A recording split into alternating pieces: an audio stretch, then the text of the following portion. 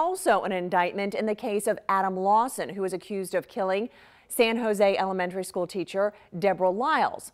On Your Side's Ann Schindler spoke to Liles' husband today about the news of the indictment and what it means in the context of his still overwhelming grief. There's no great days as a victim. Mike Liles welcomed the first-degree murder indictments against Adam Lawson, the man accused of bludgeoning his wife to death. He says the crime clearly meets the statutory definition of heinous, atrocious, and cruel. He beat her like I would beat him. I mean, he broke both of her jaws. I can't imagine what she went through. He's been required to imagine too much already. The first-degree murder charges are possible in part because the coroner's report shows she did not die quickly. That was an image I had not held.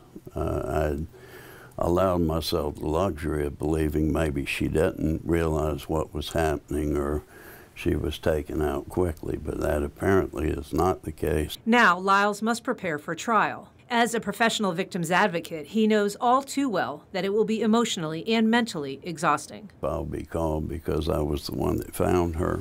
I'm not particularly looking forward to hearing that 911 call that I made because I don't hold a lot of memory of it except to say I know I was beyond distressed. And I know it will be emotionally crippling to my kids. Liles says the defendant faces the death penalty. He says he takes no joy from the punishment, but believes it's just.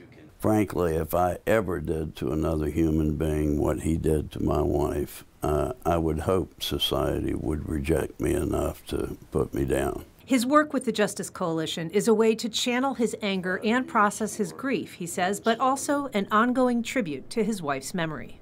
That, to me, was the miracle. It wasn't the destruction of her life. It was that her life was ever entwined with mine. And that was Ann Schindler reporting. The state attorney's office will seek the death penalty in this case.